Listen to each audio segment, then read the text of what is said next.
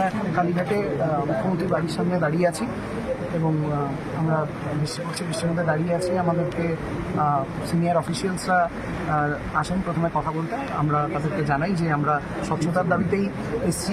Chief secretary sir আসেন, আমরা জানাই যে স্বচ্ছতার দাবিতে আমরা এখানে এসেছি এবং আমরা লাইভ স্ট্রিমিং চাইছি। ওনারা বলেন যে এটা যেহেতু মুখ্যমন্ত্রীর বাড়ি, তাই লাইভ স্ট্রিমিং করা এখান থেকে সম্ভব নয়। আমরা ওনাদেরকে বলি রিকনসিডার করতে। ওনারা বারবার দফায় দফায় আলোচনা করে আমাদেরকে জানান যে এটা কোনোভাবেই সম্ভব নয়। আমরা নিজস্ব ভিডিওগ্রাফার নিয়ে এসেছিলাম।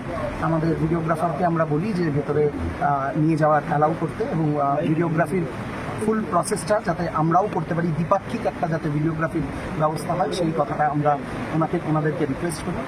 ওনারা আবারও একই কথা ওনারা দফায় দফায় আলোচনা করে জানান যে সেটাও সম্ভব নয়। এরকম একটা জায়গায় গিয়ে আমরা ওনাদের কাছে খুব স্পষ্টত প্রশ্ন করে নাই যে ঠিক কী কারণে আমাদের ভিডিওগ্রাফারকে অ্যালাউ করা যাবে না। আমরা যেখানে এখানে দাঁড়িয়ে আছি এবং কন্টিনিউয়াস আমাদের ভিডিও তোলা হচ্ছে, তাতে ওনারা জানান যে এটা একটা সিকিউরিটি জোন, তার জন্য তোলা হচ্ছে।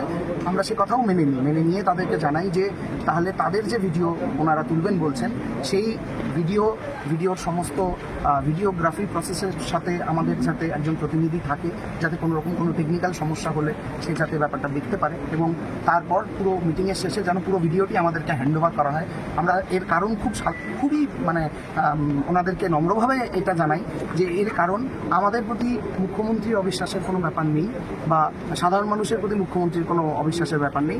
এটা আমাদের প্রতি আমাদের যে ডক্টরি মাস, যারা ডাক্তারি জনতা যারা এখন এই মুহূর্তে স্বাস্থ্য ভবনের সামনে রাস্তায় বসে আছে, তাদের কাছে জবাব দেওয়ার জন্য যে আমরা কী কথা বলেছি, এই উত্তরটি অত্যন্ত প্রয়োজন।